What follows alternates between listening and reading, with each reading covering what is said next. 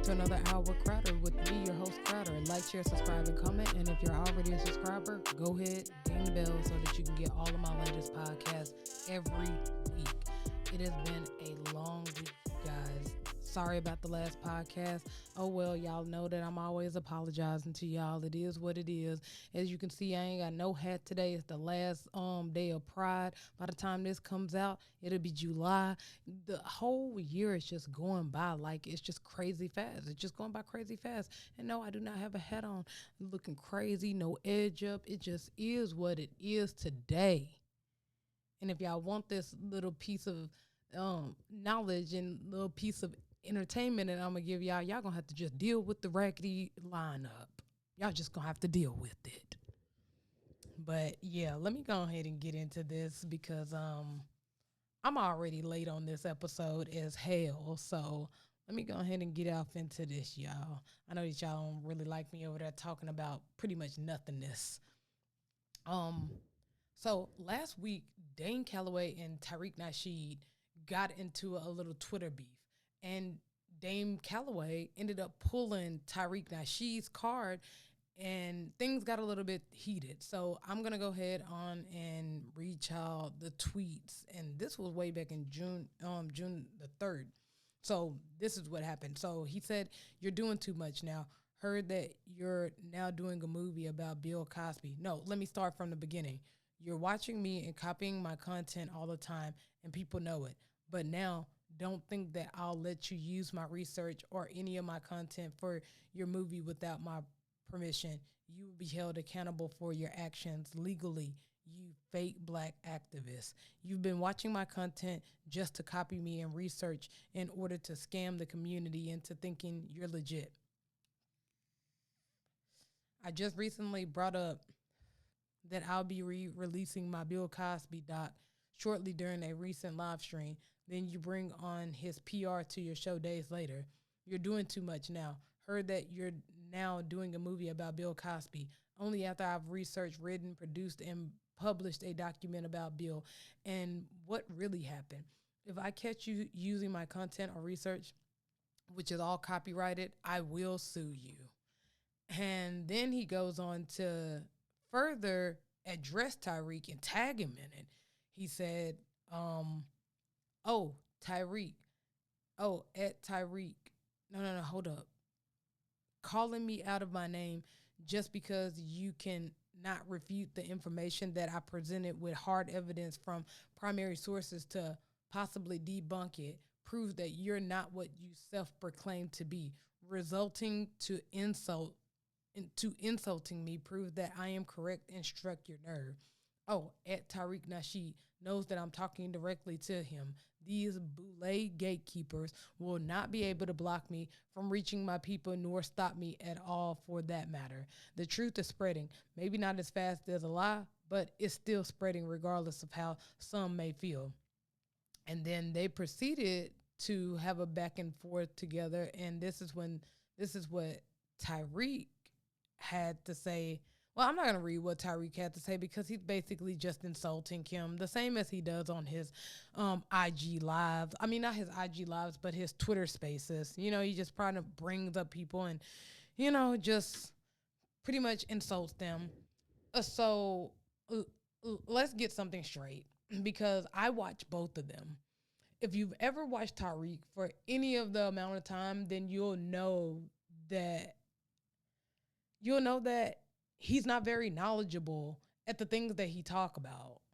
And you will get to know that he contradicts himself a lot. And at least one time, everyone that follows Tariq has thought, this nigga a scam. I mean, the museum is still hanging in the balance after gathering $100,000, and he barely even talks about it anymore. The last thing that I heard about it was, well, they're tripping with the whole, paperwork and the city is tripping and they won't give me a building and blase blase. That's the last thing that I heard about that museum thing. He doesn't even talk about it anymore. Actually, he has a new like fundraiser that he's doing called the Maroon something. So yeah, be ready to donate to that. After not delivering the museum and gathering $100,000. I don't know what's going on with that. And Tariq is a lot of things, but a plagiarizer, I didn't really think that he was that. But according to Dan Calloway, he is. So, it just kind of is what it is. I don't want to be that person and just take the word of just one person over the other. But it comes to a point where you do have to pretty much kind of figure out like who's who and what's what, So now before I get into the shits and giggles of everything, I do have a serious question to ask the conscious community. And the question that I have to ask the conscious community is, if we're at war, like you claim that we're at war, then wouldn't you want to just spread the knowledge? I mean, like, really think about it. Wouldn't you just want to spread the knowledge about what's going on in the system? I don't understand what the big deal is about someone regurgitating your work if it's true. I mean, I get the whole thing with, not being shouted out and not being notified that you're going to use that information. But at the end of the day, if we're at war and we need to get this knowledge spread it across the land as quickly as possible, I'm not worrying about who's spreading the knowledge. I'm worrying about, are you spreading the knowledge and are you spreading it right? Who cares who gets the clout off of the information? We just need to spread it. It's pretty much like, okay, we in real war, like if we was out on the battlefield, real war, I'm not going to say, oh, hell no, hold up, nigga. You can't have none of my bullets or my water or any of my protective gear. You got to go get your own. No, I really don't care who's taking the bullets or using the protective gear or using anything that I got that's going to progress us in a way to win this war that we're in. And when people fight in the conscious community about, well, that's my information and you stole my information, it really irritates me because it's like, who cares who's spreading the information as long as the information is getting spread? I honestly just kind of started to feel like it's just an ego trip and it's a dick swinging contest. And I'm just really kind of hope that this empire doesn't crumble, because that's kind of what happens when, two prominent leaders in the community get into it. Both the fans of that one content creator pick their side, and then the other content creator fans pick their side. And then instead of y'all just working together, now you just split a whole group of people that potentially could have worked together, but because you, the leader of that movement, have decided to beef with the other person, now they're going to pick sides. So yeah, I don't understand that, and another thing, there's really nothing new under the sun, bro, including the information that you came upon. If you got it out of a book or a movie or whatever, and then you used it as a reference, then isn't that stolen work? Just because you referenced it, don't really not make it stolen. You're just regurgitating. That's all we do, is just regurgitate information. Once you put a reference on it, you just give appreciation to that person. But how many of those people, after you regurgitated that information, is going back to go look at that other person that you regurgitated their information, to go look at their YouTube or go read their book or go read their papers or their theses about something? Slim to none. A lot of people aren't going to go do that. They're just going to stick with one person that tells them all the information that they like and want to know. So it's just like, there's nothing new under the sun, bro. So just like you feel like he stole your information, then guess what? The next person that you reference them from a book or whatever, they can also feel like you stole their information. So it's like, the only thing that I'm saying is we can get a whole lot more done if we stop fighting on who gonna spread the knowledge and just spread the knowledge. Just stop getting into these egotistical dick swinging contests about who's going to spread the knowledge. I'm so tired of that. I'm so tired of people wanting to be the leader of something, the leader of a movement, the leader of the knowledge, the leader of whatever the fuck anymore. I'm just so tired of that. And it's really getting old because while the leaders of our community sit there and fight, we're getting further and further behind because we're following the leader. And if the leader is at a standstill fighting with another leader about knowledge, then we're all at a standstill. Now, let's go ahead and get to the shenanigans of this. So Tariq was confronted on stealing work from Dane Calloway, and if you watch both of them like I did, he definitely was watching them. Tariq was definitely watching him. A lot of the information Tariq couldn't even go into depth with because he's so surface level. He doesn't want to do research. He wants to sound good, and it makes sense that he wants to sound good and that he does sound good because he used to be a pimp. So, I mean, it makes sense that the people that rush Tariq Rasheed, including myself, gravitate towards him because he sounds like he knows what he's talking about, pretty much like a pimp. So he was definitely watching him.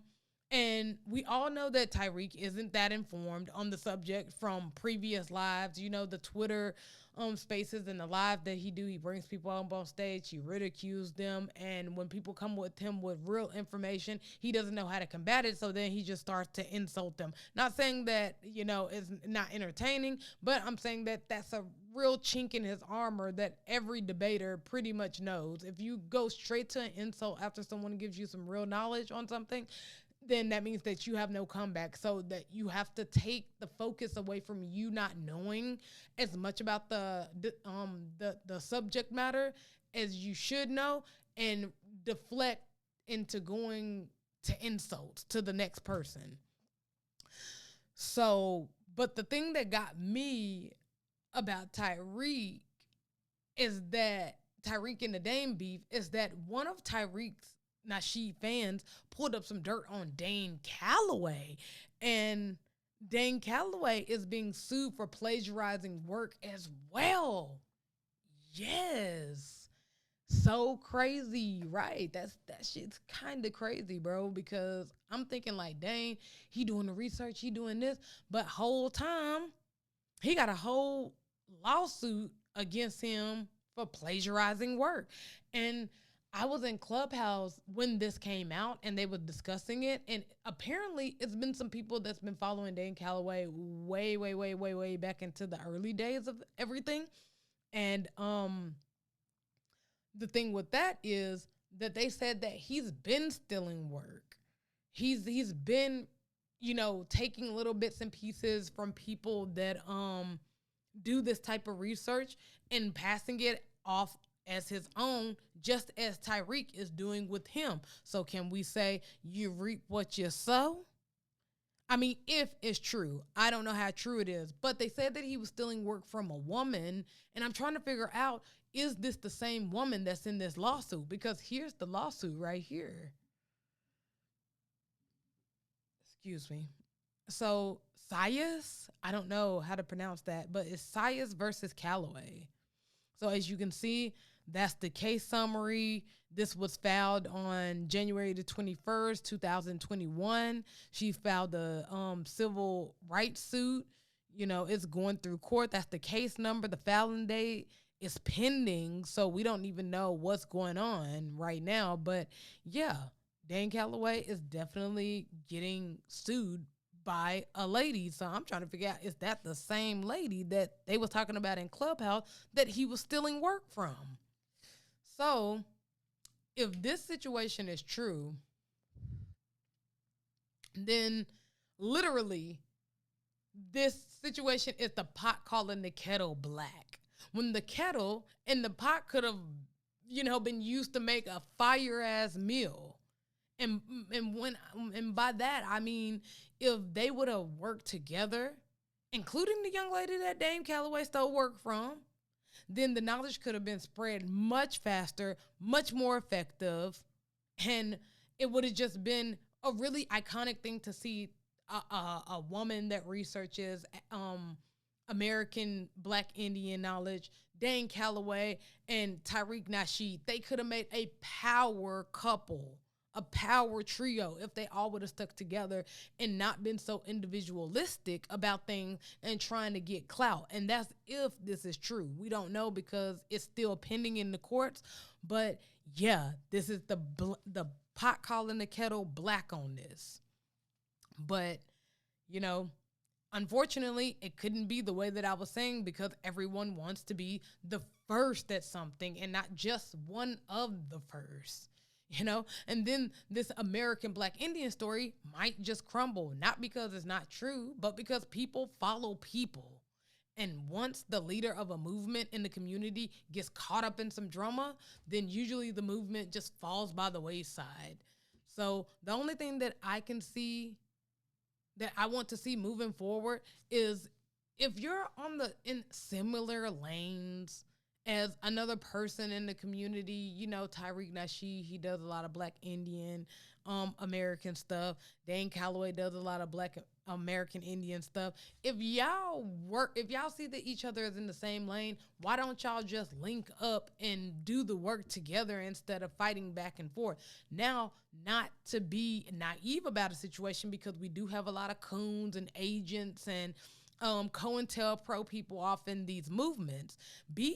Have discernment, but if you have discernment, you go to that person, you start working with them, you figure out that they're pretty much a decent person to work with them. It's too many chiefs and not enough Indians, no pun intended. But it is. It's getting to the point where everyone just wants to be first to say some news, wants to be first to do this, first to do that. Sometimes it's okay to hang back and just figure out what it really is that we're trying to get to, you know, as a movement of Black people. And I mean that as a blanket statement, because now we have all these different groups of Black people that's trying to identify themselves, which is a good thing because white people do it all the time. There's Russians, there's Italians, there's people from Ireland, there's this and that. And those, they all separate themselves. They're white as a whole, but they all are very proud of their culture, and I feel like that's a good thing for Black people to do as well. You know, everybody's not from Africa, everybody's not from America, and it's good to figure out what your culture is. I feel like Black Americans are the only ones that really don't know their culture, so now that we're trying to establish some of that culture, people are, you know, causing a rift in it. But to put a button on this, if you see someone that is in your community, in the Black community, that is doing something similar to you, why don't you link up instead of fighting? It doesn't make any sense. We're too small of a demographic to be fighting with each other. It doesn't make sense. In the great words of Louis Farrakhan, we need unity, not unison. Unity is when you might not all agree with each other, but y'all all have a common goal to make the movement of whatever it is that y'all are doing to proceed forward. Unison is when everybody does the same thing at the same time for the same reason. And we're not a monolithic. We're Black people. We just don't, we're just, like I said, we're just not a monolithic. It's all different type of Black people with all different type of ideology and all different type of creed and culture. And some way we have to be able to mesh that together so that we can move forward. Okay. So now that we're off of that subject and we're out of the messiness, let's go into another messiness, because I've been in Clubhouse for about 4 months now. Let me get a little bit of my little drink because I'm a little thirsty. Ooh, Jesus. And just for the record, I'm not vaping. No nicotine in this. No tobacco in this. And this is all 100% just oxygen. It's just 100% oxygen. Flavored oxygen is watermelon and mint. So for the people like, oh, she went back on her word, she vaping again. No, I'm not. It's just, it's no nicotine in here, no tobacco in here. So I'm still 6 months free tobacco, 6 months free nicotine. But hey, yo, we all got to have our vice, man. This whole cost me like $35 too. But, you know, we all got to have a vice. But let's go ahead and get into the Clubhouse situation, because it's a lot of stuff that's going on Clubhouse that I have, like, not a problem with, but it just kind of raises my antennas, man. So I have to ask this because I've been wondering this since the day that I logged onto this app. Because we all know that anything new is not used for like our advancement, is actually used for our demise and their advancement. Who are they? Whoever you want to know who they are. I choose to call them the elites, the boule, the alien race, whatever you want to call them. I don't know. The people that's making all the rules behind the scenes, those they, you know. So now, you know, I they make things for our demise. They make things for their advancement. So I'm already looking at this app kind of sideways. So I started sitting back and observing. I was in a couple of rooms, and I was like a moderator for maybe 2 rooms out of the whole time I've been on Clubhouse. And very quickly I learned that I didn't want to be a moderator, and that I was much more effective being an observer of the conversation. I gathered a lot more information, a lot more intel, a lot more understanding of how people think and why they think the way that they do. And I like that position. So that's what I've been doing. I've been being observant instead, and just letting people talk and just listening. Now, granted, I joined late because this app, I think was like 2000, like 2 years ago, this app came about. I just joined at the later part of last year. So I joined pretty late, but I'm glad that I did, because, you know, I have an addictive personality, and I will indulge into, you know, things and not be able to get myself out. But I'm more glad because I noticed how contradictorial, biased, and just plain old mean some people on this app can be, low key. Like, it's so crazy. And sometimes I just have to literally just leave quietly out of a room, because I just can't take like the bullying of like people on stage. Not me, because I'm in what they call the goo. But when I see other people talking and trying to debate a point that's not popular in the room, a lot of people will just gang up on them and just, you know, pretty much make it seem like, you know, they're the bad guy. And then to add insult to injury, they'll just kick them down to the goo, which is basically the audience where you can't say anything because you're not on stage. And so, you know, this app has done a lot. I've noticed a lot of situations on this app, and on this app, I've noticed that situations are understood if you're a mod, and some situations are ridiculed if you're new on stage. I've seen mods act like the police, and people cower down on a belief that they have. And I've seen people totally just disrespect people by talking over them, belittling them, and ignoring them, regardless of the good point that they had. This app is a mess, low key, and I keep coming back to it. And these are the reasons that I think that Clubhouse is not only a tool to collect data from real humans, but to also introduce us to the metaverse. Let me explain this into 3 parts to make y'all see where I'm coming from, because I got some points here, man. I got some points here. So let's go with the first one, the mods. So the moderators are people that are selected by the host of the room. They are there to keep the room drama free, you know, the conversation flowing, blase, whatever. But that has been far from what they've been doing. I've seen mods use their power to kick newcomers, debaters of the popular opinion of the room. I've seen moderators cater to the regulars on stage, and seen all of the Patreon mods gang up on other people. And the crazy thing is, all of this will be happening, and the host of the room will just be watching. I've seen mods get away with not providing reference with the point that they made, and then a newcomer comes in and does it, and they get burnt at the stake. You know, getting bombarded with questions, getting bombarded with the fact that, where's your reference? What you doing? Like, I'm not going to name any of the rooms that I go into, but it is a couple of good rooms that I like to go into. I just feel like they're biased. Just one incident I just want to say with the whole difference of how a mod can act on stage versus someone that is not a moderator. So a moderator can literally talk for 5 to 10 to sometimes even 20 whole minutes, and no one will cut them off. No one will say anything about it. But the moment that a newcomer does it, it's over for you.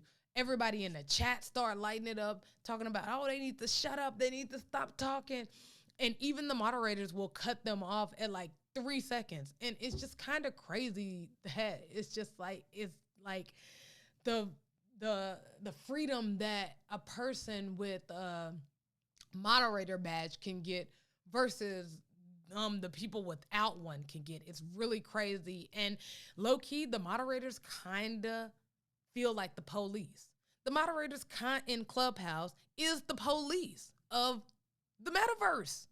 They're the police of the metaverse. They're there to make sure that while you're here in this universe, this dimension of the universe that we're in right now, you will follow the rules of the universe. And anything that you say that's not in alliance with the universe that you're on right now, because I'm thinking of it, when I say universes, I'm thinking of it in each room is a different realm, a different universe, you know, like one of the rooms that I go in, that could be Mars. Another room that I could go in, that could be Venus. Another room that I go in, that's Jupiter. So we're all in different universes in this, or planets in this universe of the metaverse.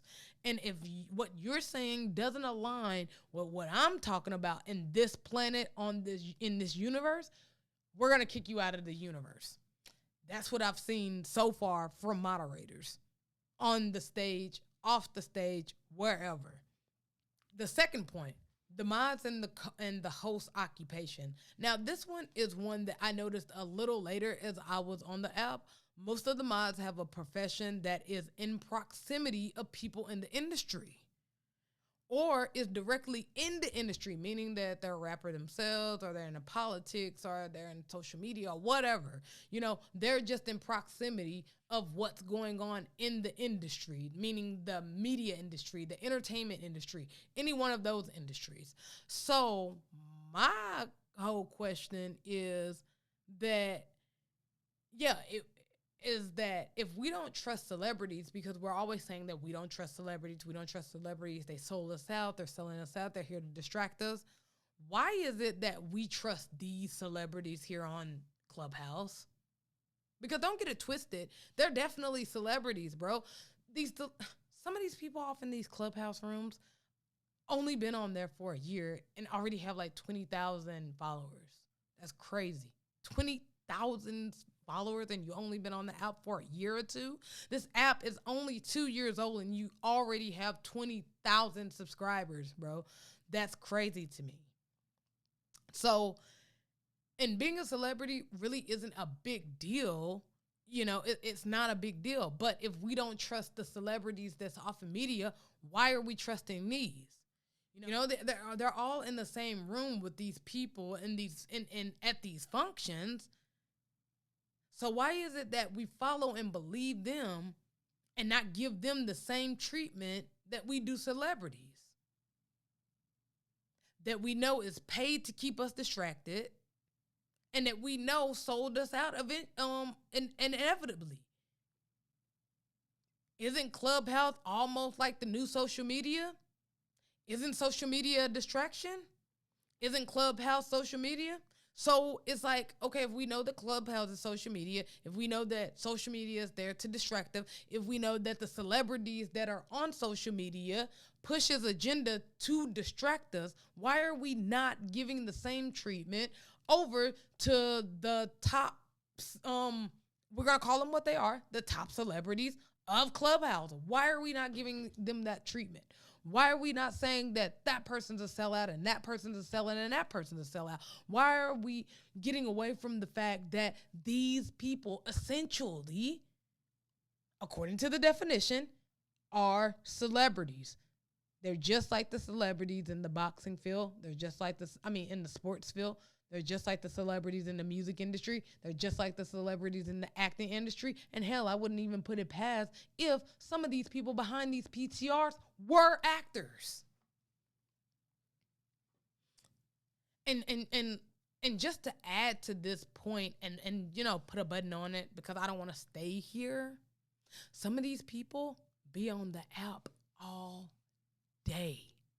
And I'm not talking about just, 3 or 4 hours. I'm talking about 5 to 10 hours. That's what my shift is at work. My shift at work is anywhere from 10 to 12 hours long. And I will see a person in the room that I started in, and I will still see them on the app when I'm about to get ready to get off work. So my thing is, how is these people on this app all day?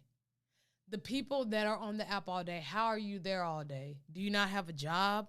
Do you not have kids? Do you not have a wife? Do you not have anything going for yourself that you can spare a couple of minutes away from the app? Because you're on this motherfucker all day. I don't know anyone that's on social media all day. And I mean all day. We can tell when they left because their PTR won't be there anymore. But these people are in this app all day. So my thing is, how are you getting this time to be on this app all day? Could it be that you're getting paid to be on this app all day? Are you a paid actor or a paid audio voice? Or are you a robot? Just some questions to ask yourself. I'm just saying. I'm just saying. From the time that I wake up to the time that I'm about to go to sleep is how long some of these people is on this app. My question is, where is all this free time coming from for you to just be on the app all day and all night? Just something to ask yourself. But in a nutshell, Clubhouse is just the new form of data collecting. They're trying to figure out, how does the human interact with the human? As far as dealing with rejection from a crowd of people, dealing with difference in opinion, and just observing the human experience of having a flowing conversation. Because robots can only interact how it's programmed to act. And they learn from us. AI is not smart. Smartphones are not smart. They're smart because you gave them the knowledge of you. They didn't know that you went to Starbucks every day at 5 o'clock until you let them know that you went to Starbucks every day at 5 o'clock. And how did you let them know? By going to Starbucks every day at 5 o'clock with your phone. That's how you let AI know where you're at all times. You didn't know anything about, whatever the fuck you're looking up. AI is not smart, bro. AI is a program that you program with your knowledge. So it's just you handing the responsibility to remember things, to guide you in life, and to feed you information over to AI. That's all AI is. AI is not smart, bruh. We're the smart ones, and we're just giving our smarts over to them.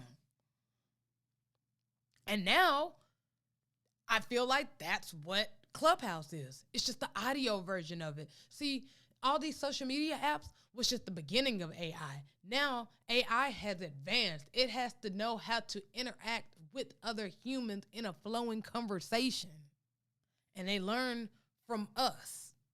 So if I'm a programmer for AI, I would observe how humans interact in real time in a conversation. And how do I do that? Social media. But not only, social media, audio as well. One that doesn't have any faces. So you can't see the glitches in the system. What would be that type of social media called? That type of social media would be called Clubhouse. Now that I'm on the topic of new social media, let's just say that what Clubhouse really is. Let's just go ahead and get it out the way and say what Clubhouse really is, ladies and gentlemen. Clubhouse is the new Metaverse, bro. And let's just break this down even further. You're having serious conversations online and you don't see if they're real or not. Now, you might ask, what is so different about that? We do that all the time on social media. Yes, but most of the people that are on your social media, you already know. Most of the people you know throughout the years just migrate from app to app following you. But this is different. This is people that you ain't never even met in your whole fucking life. And you're having serious conversations with them and giving them information and telling stories and sharing stories and all of this intricate, detailed things about yourself. Because you tend, as humans, we tend to give more of our information when we feel there's no link to connect it back to us. That's why you can get people that talk crazy as hell online, because you can't physically see me in my face. You can't physically see me. You're just basically talking to the words that I type on the computer. So I'm going to talk crazy. And a lot of people on Clubhouse do that. They either talk crazy, they get way too much detailed information about themselves, or they're just super open like a book, not understanding that, yeah, just because this is audio, or in other cases of other social medias, just because these are just words, don't mean that I can't gather information from just this paragraph that you text, or I can't just gather information from just this audio that you just said in Clubhouse. Most of the time when we're online, we're trolling, we're talking to family, or we're talking to we're talking to friends. But I see these people on this app befriending people that are like 300 to 500 miles away, and not only befriend them, but protect them in these spaces and call them their day ones. So how did all of this equate to Clubhouse as the metaverse? Well, a lot of the attributes of Clubhouse is key components that will be used to make humans relate to the metaverse. Like talking to people that you can't physically see, but you can hear. After so long of hearing a human voice of any kind, as long as that voice don't come with anything negative, the human mind will start to seek comfort with that voice and will eventually befriend the voice without seeing a face. It's kind of like when a baby is in the womb of the mother, and once they get out, they're super attached to their mom, but that's because they've been hearing the voice this whole time in the womb. And yeah, that's the same thing that's going on with Clubhouse. We're in the womb of Clubhouse, hearing the voices of the mothers and the host of these rooms, these different verses that we're in. They can hear the voice of the mother, and after a while, they start to associate that voice with food, water, and peace, just like on Clubhouse. Sometimes I hear the voice of someone talk, and I just know that's the person that I don't like. I hear their voice. I know what they was talking about the other day. I'm not interested in what they're talking about today, even though there's no face. I'm just not interested in what they have to say because I've heard them talk about what they're talking about in other rooms, and I'm not interested. Versus someone that I resonate with what they say most of the time, so I'm all ears for it. I myself even do this, So they're getting us used to not having a face to talk to and just a picture, or just once the technology gets more advanced, it'll be something more similar to Metaverse, where it's not a hologram, but it's like kind of like a computer gamey type of, prototype of us. You go build your sim character in the Metaverse, and then you kind of get used to talking to that instead of like a real person. Now, I can attest to this with the whole like matching a face with not matching a face with a voice, but matching a voice with a picture, because there's no faces in there, because this is all just audio. It's all audio. So I can attest to this. I do this as well. I'm not some unicorn that's not getting caught up in the hype. No, I know the moderators on stage. I know the host of the room. I know who's talking in these spaces now, because I've programmed my brain to associate that voice with this picture. that's on their PTR. After a while, you just don't even have to look up at the pictures anymore. You know, the metaverse is going to use the same concept, because think about it. You're never going to meet these people in real life, just like Clubhouse. You're going to have to rely on their voices, just like Clubhouse.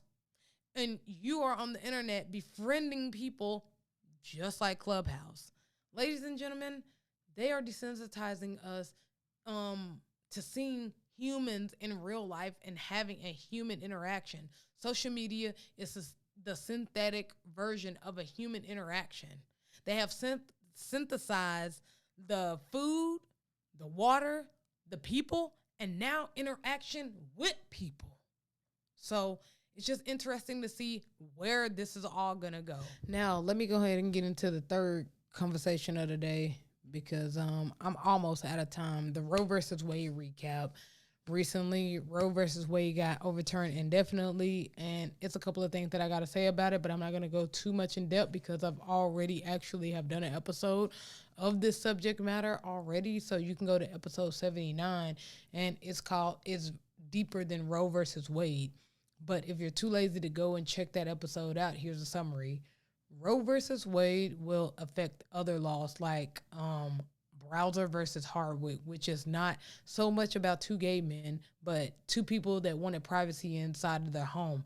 Every American should be concerned about this law, whether they're gay or not, because this is really about the government controlling what you do inside your home. And even if you don't believe in the jingo effect that's gonna occur because Roe versus Wade was overturned, then let's just focus on just Roe versus Wade for a minute. If we overturn this law, then what others are going to be overturned? What is stopping them from taking away rights, women rights to vote, or to get a bank account for themselves, or just to say no to sex? Y'all do know that rape was a thing even when you're married. Question is absolutely nothing. That's the answer to all of the questions that I just answered, is absolutely nothing. It's nothing standing in the way. Since Roe versus Wade was overturned, there's nothing standing in the way of taking away women's rights altogether. I see a lot of people isn't concerned about this law because it doesn't directly affect them. But it will in the long run, because if you can overturn one policy, you can overturn the others as well. You just need the right people in Congress to do so. And for the people that are gloating and don't care that this policy got overturned, I have one thing to say to you guys. Just one thing. Just one. What is going to happen when the right that you like to exercise gets overturned? What happens when the overturning of Roe versus Wade affects your loved ones in some type of way?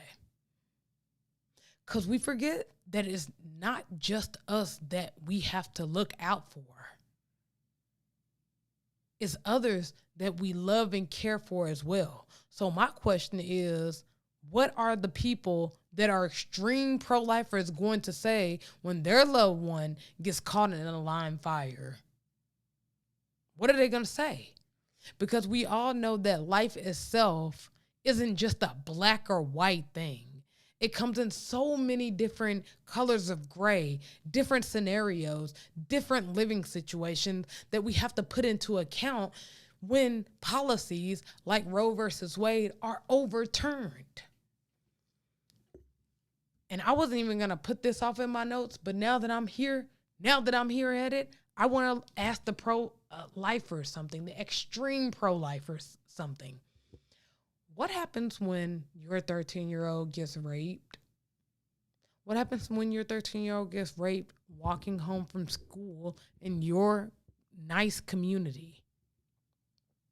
Do you really want her to waste her life taking care of a baby that was a product of rape? And before you say something, hey, yo, I know as a pro-lifer myself, I know that this is probably going to be deemed as the smaller percentage of the situation. But I can tell you from experience, when you're in that situation, it doesn't seem like you're the smaller percentage. It seems like you're the biggest percentage. No lie. I'm not kidding you. When my sister passed away, I felt like I was the only one in the world that felt it. Even though I was the only one in the world that felt it, I felt like everyone in the world should have felt it. And my thing is, just because you are the smaller percentage of a situation doesn't mean that you shouldn't be thought about. Being a doctor, a heart surgeon, of all the doctors is a small percentage of the world. But I know we care about what they say. And if that person can get the grace to be thought about, even as the small percentage, why can't this other group be thought of as the small percentage? But I know that we care about, what the doctors say, but why don't we care about the small percentage in the middle class or the lower class or even the higher class? It doesn't matter. Just because you're the lower percentage of a class doesn't mean that you shouldn't be thought about. And another point that I want to bring into the equation is since we're here at the different scenario situation, did you know that the procedure for an abortion is also used on people that want to keep their baby but just had complications? Like ectopic pregnancy, miscarriage that won't release from the body, and specific uterus? What do you want them to choose between dying or their baby dying? Leaving the baby motherless? Because we all know how y'all feel about single parent households. How many of y'all are going to go help that father when the mother isn't around anymore because she died on the operation table because she needed 3 of those procedures that you're talking about? I'm going to be straight up.